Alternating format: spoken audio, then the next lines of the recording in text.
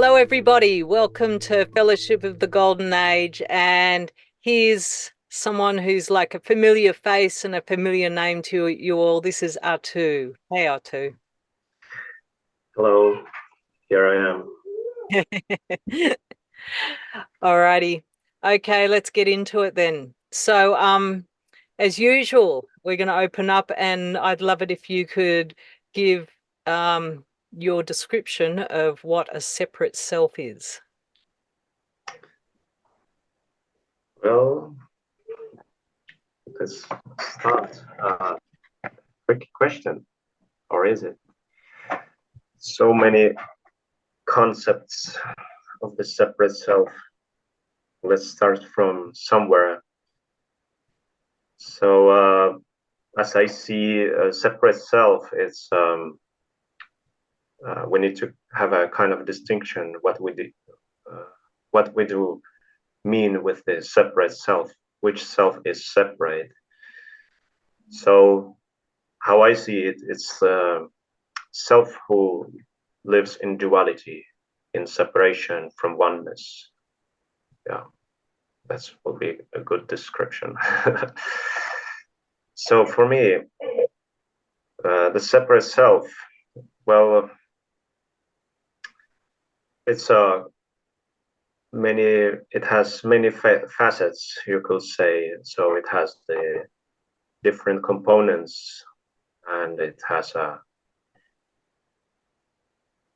it's kind of, you could say also that separate self is a behavior pattern or mental image or the way to see things, or its perception filter or program, probably many other ways to see that also there is. But let's say the separate self, it's a spirit, not ascended spirit, Holy Spirit, but a spirit which has a certain programming. It has certain will to exist. It has certain level of consciousness, but it's not self-aware self, you could say. So the separate self, especially dualistic self, it has also two components. It has dualistic polarities, which kind of, from which this separate self is built. So there is this one self who is in opposition to another self, maybe good and bad self, however you want to see it. That's the basics for the separate self, and it has identity level, etheric level component, the idea on which is based the choice, the initial choice, why it was created in reaction to something. So it's kind of experimental self at the same time. It's you are experimenting with the matter light. Then there is this thought pattern, what kind of, how it will look in a certain situation, how it will behave in certain situation. Then there is emotional aspect, how it will react, how intense it is, and so on. And then there is this physical component, you could say, which goes to physical body, then defines how we behave, how we see ourselves in relation to something here in this world. So this is the basic description for the separate selves. And of course, as we see, there can be many separate selves. So there is really many separate selves for different aspects of life we have created. So it's kind of conglomerate, you could also say what these separate selves are. So it's not just, if, for example, one separate self will be based on many other separate selves through which we are looking at life. So if we could track one separate self, which had initial choice to create these other selves, we can dissolve the whole bunch of selves at once. Yeah. This is what comes to my mind now. Yeah. you have more specific questions about this. So, well, are you able to narrow it down for to, like, you know, give an example of a particular separate self? Yeah, let's say, well, let's say what I have seen recently. So I have this separate self who, let's say, it it has this desire to compare myself to other people. Mm-hmm. For example, if for example in relationship, you are doing the basic home tasks, and then there is another part in that relationship who have also her or his responsibilities, and you kind of share the tasks you are doing at home, and then there is this kind of self who analyzes, oh, I did this, and she, for example, has done this, and then it constantly evaluates, like, and compares itself, kind of it's you know, it's like its whole existence is based in comparison to other people's choices, how they are making choices. So, and then there is this uh, another self was kind of who have this standard how you should do things, or how much you should do things in that home, and then this another self kind of works trying to kind of uphold this image, you know, in relation to those standards, if I'm saying it correctly, let's say. So I realized just actually yesterday, I have realized this before, this pattern, but there was a kind of breakthrough on my part, that especially it's in relation recognizing free will and being more with my own free will, and being more me, more who I want to be. And I realized that if I base my choices on the choices of other people, how they behave, I will never go beyond the standards these separate selves are upholding. So I decided to kind of experiment. What if I stop comparing myself to this, how this another person in this relationship behaves, makes choices based on her standards of how the home tasks should be done and so on.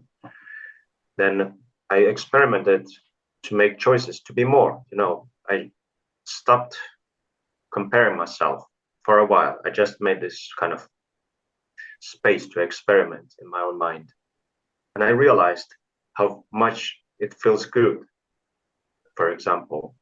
So I kind of transcended the internal struggle that I had before between these dualistic selves, because they create this kind of inner tension, these separate selves. Mm-hmm. So there's this always this inner tension. You're kind of looking usually through both of the selves, but you play out one self at a time. So it's like, and at the same, and also there can be, if you try to play them at once, these dualistic selves, you could create this cognitive dissonance in your own mind. So you are doing one thing, and then you are kind of at the same time opposing your own kind of standards. And for example, this kind of cognitive dissonance, what has happened to me relating to these dualistic selves, separate selves, is like, because I was comparing myself to the another person here, how I do certain home tasks, I didn't have will to overcome this struggle. So there was this internal kind of opposition, and then I just left my will and tried to be like the other person, or how I perceive the another person. So it was like I do, then when I don't see that it's reflected back, my own behavior is not reflected back, then there is this self who thinks, oh, the universe is not reflecting to me back what I'm sending, so on. So then it's it's kind of frustrates, and it's not, because the dualistic selves are based on control. They want to control, they want to fulfill certain task, and there's this conscious self who is not willing to make choices, so it has created this self to maintain these tasks in our mind. So when that self cannot fulfill its task or its reason for being, it creates this inner tension, because it cannot do anything more than, because it cannot do creative choices to transcend the situation. So it kind of creates this emotional charge in this situation, and then it builds up, the charge builds up, and then you go to another person and you will communicate. Usually if you don't deal with your own mind and emotions, then you go and express their charge to another person, and then you know the rest. The shit hits the fan, you could say. Yeah. So this is one. It's not full of description, but this is like I'm trying to describe something that you cannot see, but you can observe in your own mind. So once you see the self, you recognize, I'm having a reaction, and so just give a short little description of like how you go about resolving it, like what's your process? So let's say that the main key to resolve probably any self is to go into a neutral state of mind. And it doesn't mean that you are completely free from the emotions and thoughts, or even from this pattern, but you need to go. I needed to go into this neutral state of mind where I stop reacting. It's like just floating. There is this good analogy about the quicksand. So if you don't want to stop sinking in the quicksand, you need to stop moving. So in the sense, then when you stop moving, then you can receive something more, something else that is beyond this mental image, this perception that you are looking through, which you are looking, and then you can receive this rope where you can be helped if you are willing. But there needs to be certain will that you are willing to go beyond this situation, this condition you are dealing with. So it's kind of, we need to put ourselves into a neutral state of mind, just experience the situation as it is, without putting conditions. This should be that, this shouldn't be that. And when I went into this into this neutral state of mind, I could receive this kind of idea that, maybe you should stop comparing yourself to this another person. And I was like, oh, this is something new. I realized this is something new because, when you are in this circle of reaction, it's the pattern. It's just the same pattern. It repeats itself. And when you see something new, you can clearly observe, this is something new. Maybe I will experience something that, and will leave these behind. And this is how I see that transcendence has begun to happen. I have been willing to experiment with something new in that situation, and I begun to transcend this dualistic self from within the self. It's interesting. So, this is how I see that it's dissolved the bit by bit. Of course, we have made a lot of choices and created momentum on these separate selves, how they act. So there is this kind of energetic momentum, but of course, I'm on this path. I am doing invocations. I'm invoking light to consume the energies in order to see certain selves and expose whatever needs to be exposed and transcended. So these are the recent selves that I came to see. So I'm not kind of evaluating, oh, I should not, deal with these selves. I need to deal with these selves. I just receive the kind of impulse, oh, there is this self, and this is the self that I need to work with. And this is it. It's not so complicated. It's not, as they say, rocket science. It's not something you cannot deal with. We can also always, let's say, deal with something based on our present level of consciousness and circumstances, of course. Yeah, I hope, and did you get recognizing that you always have the opportunity to make a choice in that moment when it like I know the further I move along on seeing a separate self, it's like I feel the impulse of that reaction coming up in me, but then I just think, well, I have a choice here. So I'm just going to step back and look at it like it's going on somewhere inside, but I know I am not this. I am not this reaction. And so it's almost like, yeah, I just make a choice to not be attached and not identify with this. Yeah, exactly. This is what I meant with going into a neutral state of mind. That I realized in that situation that I have a choice to go. I have a free will. I have opportunity to choose. I have space in my own mind to choose something else, and I have a opportunity to. I see opportunity to choose to go into a neutral state of mind. It's kind of option you can see in your own mind. Before you didn't see, you just react, why you did this, why you are not doing this, you should be doing this, Yeah, yeah. But now you see this option to go into a neutral state of mind, and then as you make that choice, you can receive more choices, more opportunity to see something more. This is, you can lead yourself step by step out of this situation. So it's not about solving the situation with another person in that relationship. Of course, you can communicate in a more constructive manner about things, but I think that the situation really will change when you first change yourself. And this is because I'm more at peace now. I'm not anymore projecting out that this person is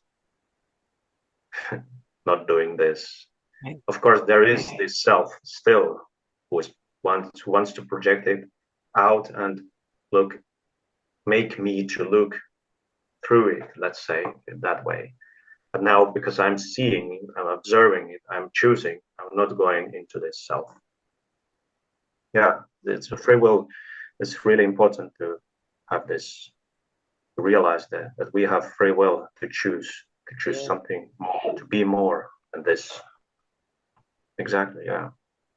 Yeah, awesome. Okay, well, so let's roll on now. And could you begin sharing with us, whatever it is you want to share about your journey in this lifetime? Share. Well,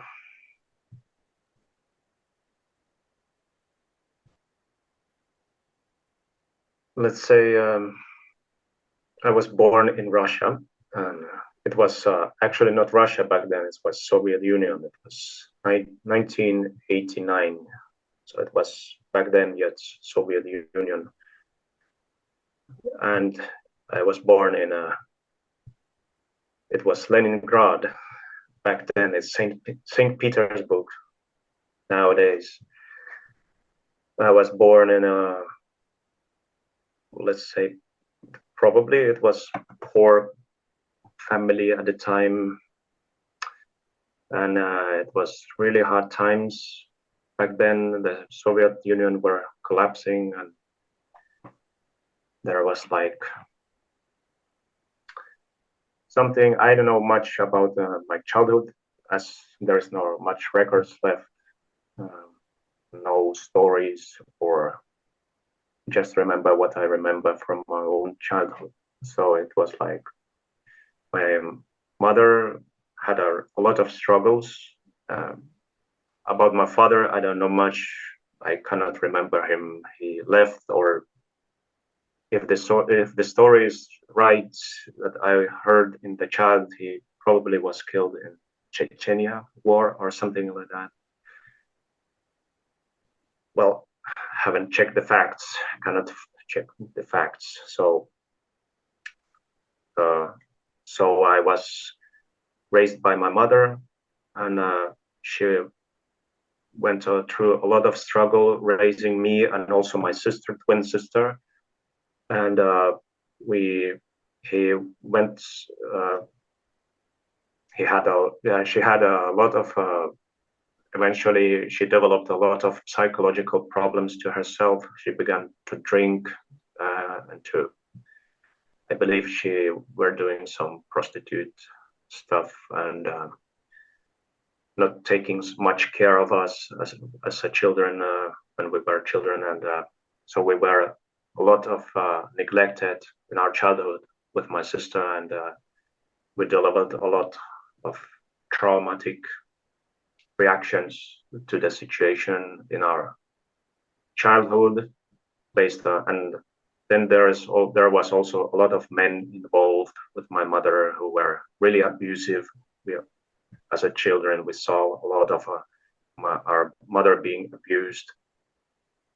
Not really anyone supported us, so there was a lot of alcohol involved.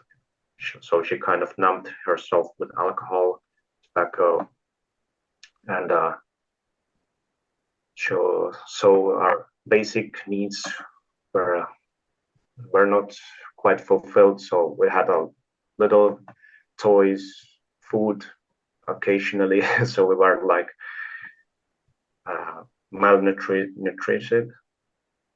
Malnourished. Yeah, malnourished. Yeah, malnourished in the Russia. Yeah, and so and then she developed a cancer to herself because of all these psychological issues was probably and all of this denial she went through, and probably also because she was taking care of us as a single mother, and because of the probably as a system in Russia back then wasn't probably supporting their own citizens. So it was like, I understand it was quite a struggle for her.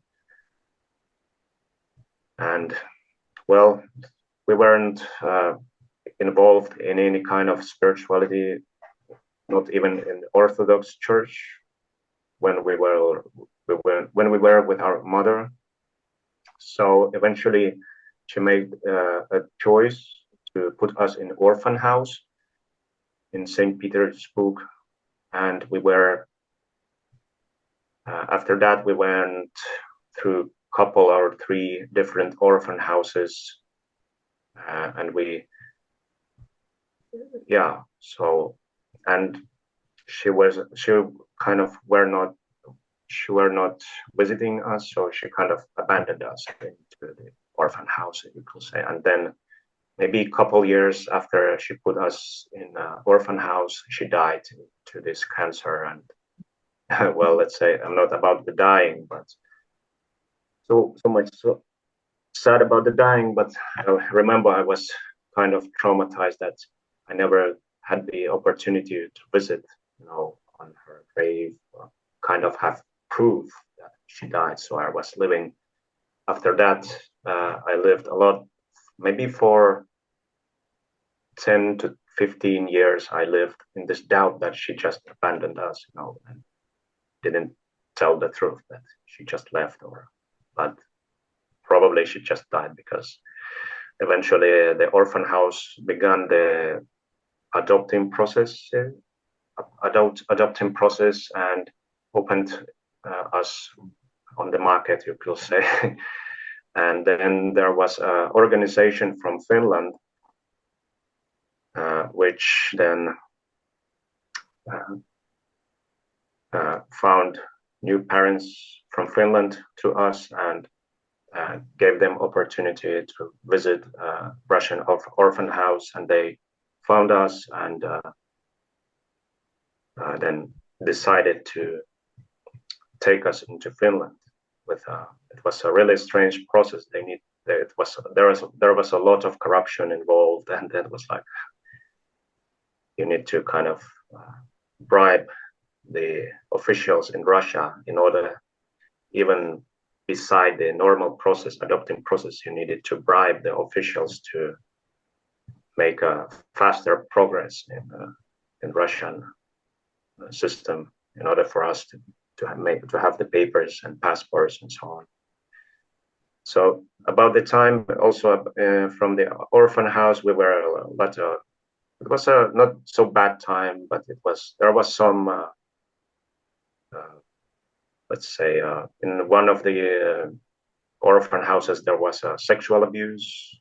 Maybe we both with my sister went through this, and it was like really some inhumane things happened to children in those orphan houses. So not by the officials in the orphan house, but by the older children, you could say, who were about to leave the orphan house, let's say. So they were like in their teenage years when we were just under 10 or something like that. So they kind of ruled the house in the orphan houses. So after some of this were exposed and this abuse was exposed, we gained the shift to another orphan house. And then this is where the adoption process then began.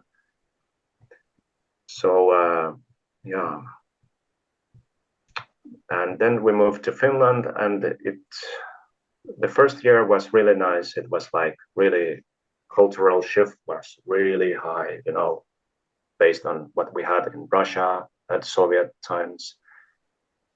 So it was like a really good shift in material well-being. So we got new food, really nourishing food, and we had toys, we had forest, we had all this new environment and this kind of material safety, you could say. But then something went wrong, and the step-parents lost their company or something. I don't know what really happened there. Maybe something with taxes. They couldn't pay up these taxes at the time, and then it collapsed their company. And then they went into some kind of negative spiral through that, and they projected all their own problems into us. So it was let's say if the Russia was the hell number one, the hell number two began in Finland in our step-parents. So they were really narcissistic, abusive.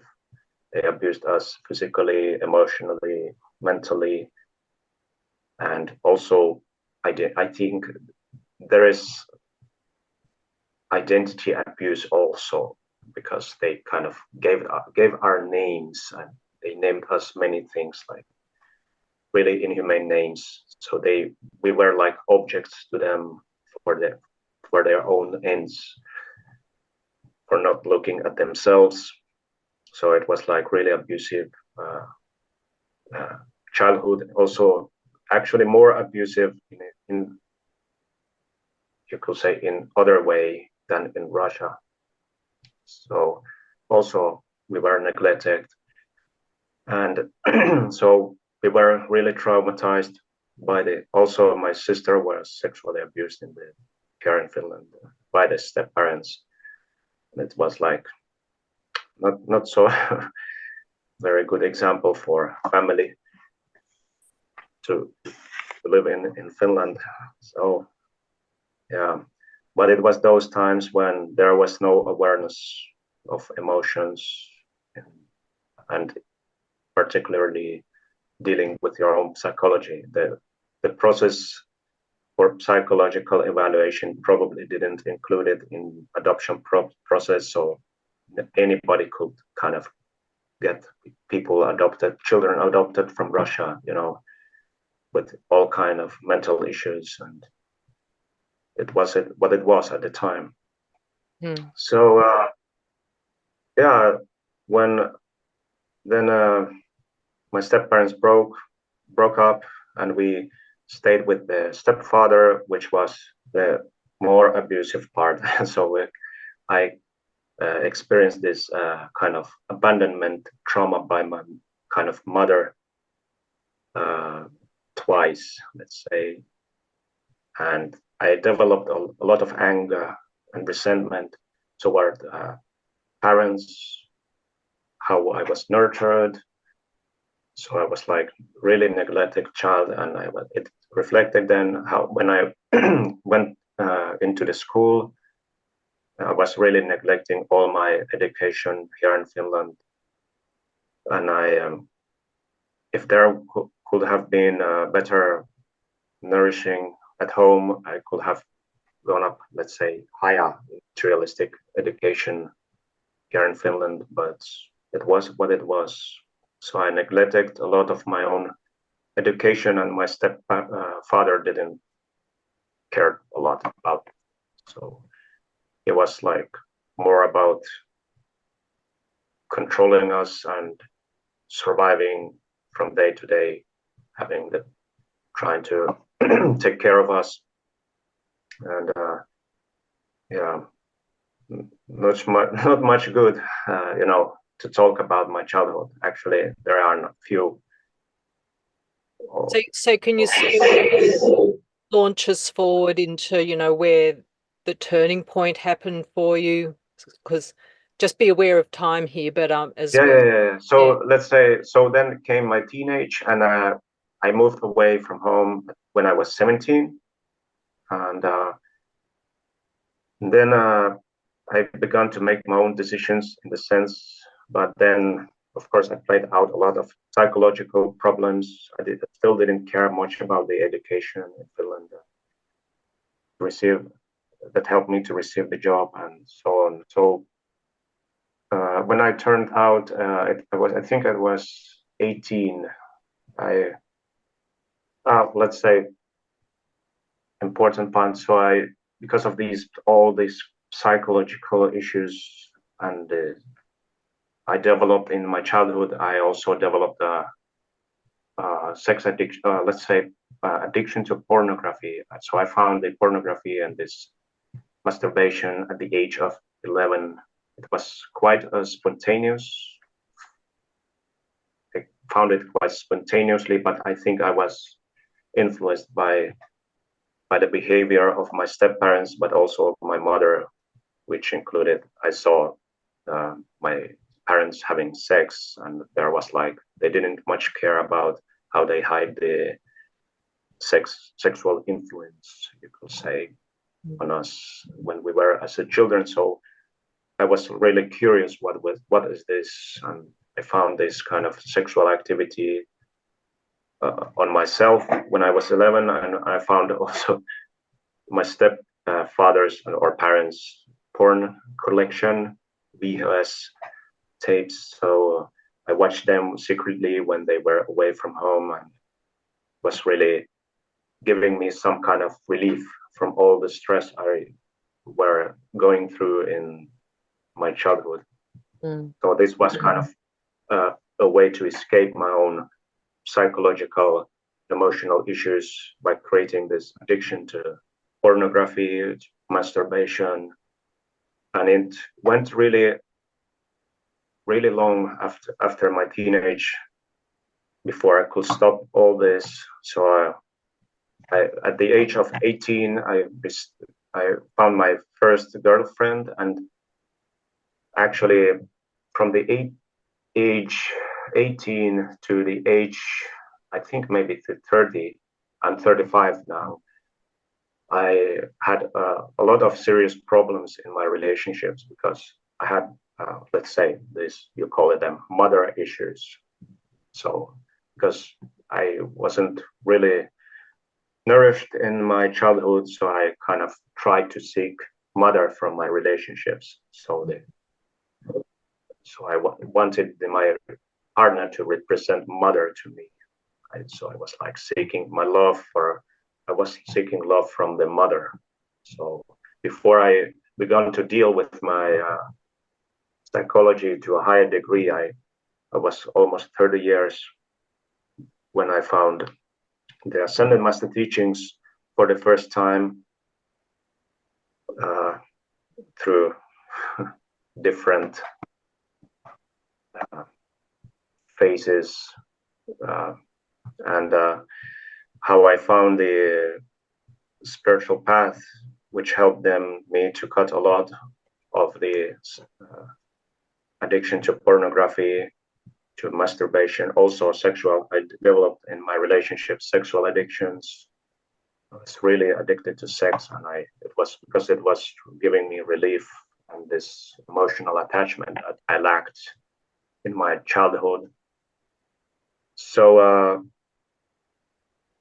yeah, after I found the spiritual teachings, after a lot of psychological issues, I realized at some point that this cannot continue and all this because it was not giving me anything. It was like a downward spiral that consumed all my energy, all this imperfect sexual energies and acts and this relationship trauma. It was too overwhelming to me. I couldn't handle it anymore, and I just realized that I need to find something more, and I began to open my mind to something else. And then my friend suggested me meditation. I tried meditation for the first time. I was maybe 28, 26, maybe 26 or something when I heard about the meditation for the first time. I wasn't really involved in any kind religion, spirituality. I was like maybe an atheist or agnostic. I don't know. I had no definition about myself, who I was. So I found this meditation. Because I wasn't in any kind of spiritual movements before, I hadn't this religious programming. This is wrong, this is right, And I open-mindedly tried the meditation for the first time. And I remember how I saw this, a flock of birds. It was like a lot of thoughts swirling around my mind, around this head. It was like a flock of birds. Yeah. How I described at the time, I didn't have the concept, but there is a thought, So it was like I needed my mind reason the image as a bird. So I realized, there is a lot of stuff swirling around my mind, and I went to some degree to some fearful reaction. So I closed my mind again.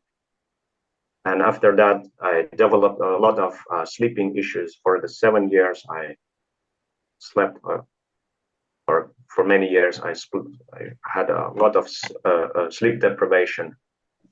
And because of that, I began to have this, because my mind then developed this, it was hard for me to stay in the body because of the sleep deprivation so long.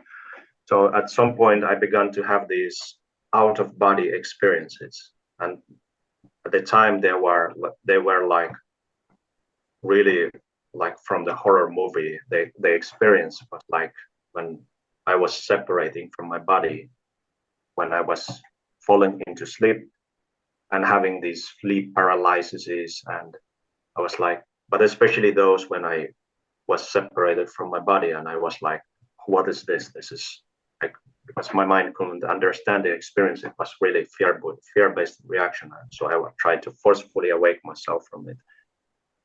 But after I received these experiences, I began curious. Oh, there is something I don't know yet about. So I found the more teachings about astral projection, out-of-body experiences. I was really began to immerse myself into this and try to study these, and found then different teachings.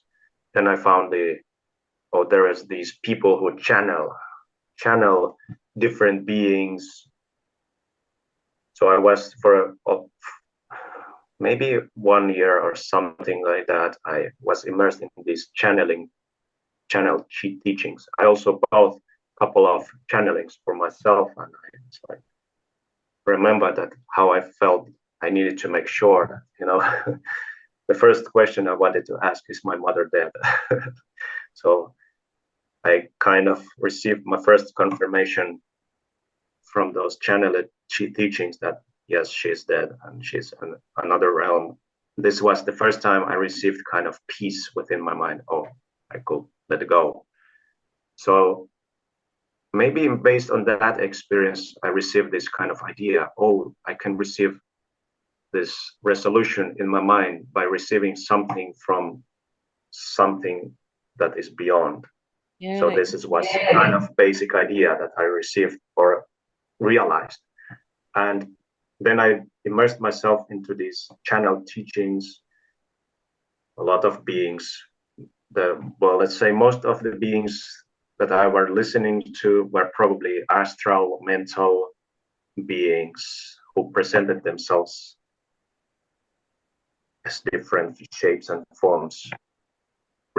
There was like these extraterrestrials and all this stuff. So after that, I immersed myself for 1 year. I realized at some point that I'm not getting anything from this.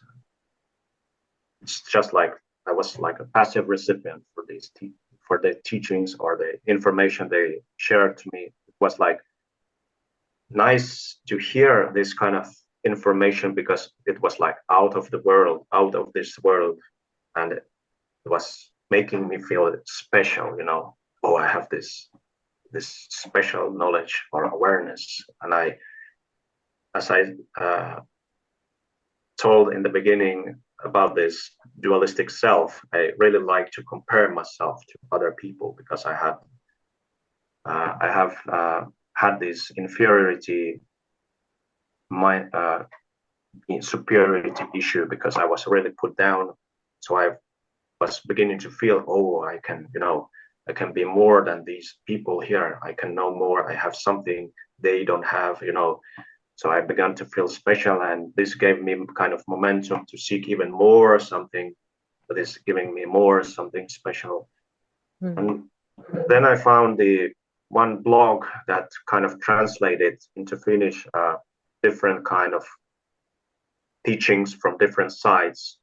And in one of those messages, translated messages included one teaching from the Ask Real Jesus side, it was by Jesus. And I remember when I read that teaching for the first time, it was really awakening experience. It was like, was completely beyond anything I have received till this day. And it was like, the message was really like, I need to take control or command over my own free will. And there is no automatic salvation. It was like, doom. It just hit me like a hammer in the sense. And it was like really just pure message, nothing special about it, you could say. It was like really just stating the truth as it is, not glittering it or nothing else. It was like, but the message was really kind of intense at the same time. Remember, I just read it, I didn't heard it, I read it, but just by reading it, it was really intense from inside myself. And I realized that later that in that moment, I connected by reading that message to the presence of Jesus. And in that moment, Jesus gave some portion of his light to me to kind of be uplifted through that message, to see something beyond. That there is something more that I can know, I can become aware of. And from that moment on, I just like left all these nonsense teachings by these 4D, 5D, dimensions and extraterrestrials. I was like, I found the Ask Real Jesus.com site, and I was like I was like a dry sponge who just soaked all the information and was like, oh, it was feeling really healing. It was like finally something or somebody giving me answers, and it was like really, really inspiring. Even some of the ideas was really hard to hear, especially those which said that I need to take responsibility for my own state of mind. It was like really, but finally someone is saying what I need to hear, not what I want to hear, but what I need to hear, you know. So it was really kind of, I was first reluctant, but then I wanted to find more and more. And I didn't even start doing the invocations for the, I think I read it for the first year, the teachings, just read it and immerse myself like daily, on daily basis. I was reading them on daily basis. I was like amazed every time I read a certain teaching. I was like, but eventually I found um, the site, this Transcendence Toolbox, which was linked in the site as realjesus.com. And I found there is this invocation to Archangel Michael and Astrea and Saint Germain. And I gave me it, I just gave a try. I was like, I was willing, because these teachings gave me so much. I realized if I do these tools that Jesus are suggesting at the site, now maybe I can find something even more. So I was like really opening myself to the invocations. I tried for the first time the invocation. I remember how my throat chakra was like, throat. It was a really physical pain because there was a really huge block in my throat chakra. How I so I gave it 15 minutes. Then I made determination to give for 1 week. I remember just by giving 1 week invocations, I could cut myself free from, to some degree, to pornography, to sexual. It was like sexual stirring in my sexual organs, you could say. There was this kind of vortex spinning in my sexual organs, and I could cut this free. And for the first time, maybe in 15 years, I felt this peace in my base chakra, in my lower chakras, you could say. And it was like really amazing to be free, to experience this freedom from these impulses. It was like, oh, this is how it should feel, you know, this freedom. And I had at the time these sleep deprivation problems. And for the first time, I began to sleep like the whole night, not just a couple hours a night, but the whole night I could sleep finally with this protection, especially, and also this calls to the Astrea. I received so much from all directions, like teachings and also from invocations. I remember I Arttu, really yeah.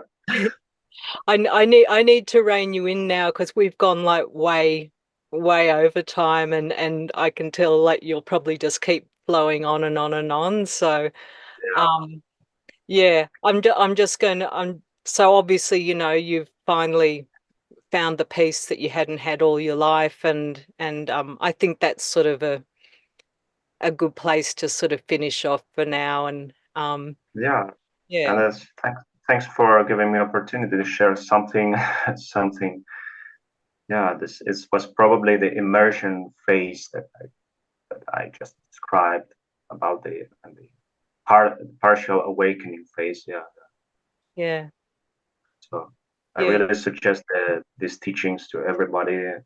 This that are brought through the Kim Michaels, and there are life-saving teachings, you could say, if you want to call them that. So yeah. Yeah. Well, clearly from, you know, what you've just described, your journey, like, you know, from such a traumatic past, and look where you are now. It's remarkable, like to be able to turn your life around so significantly with the masters. Um, hmm. So with that, my love, we're going to close off for the evening, for your morning, and Yeah, morning. Yeah. say farewell to our viewers. So goodbye, everybody.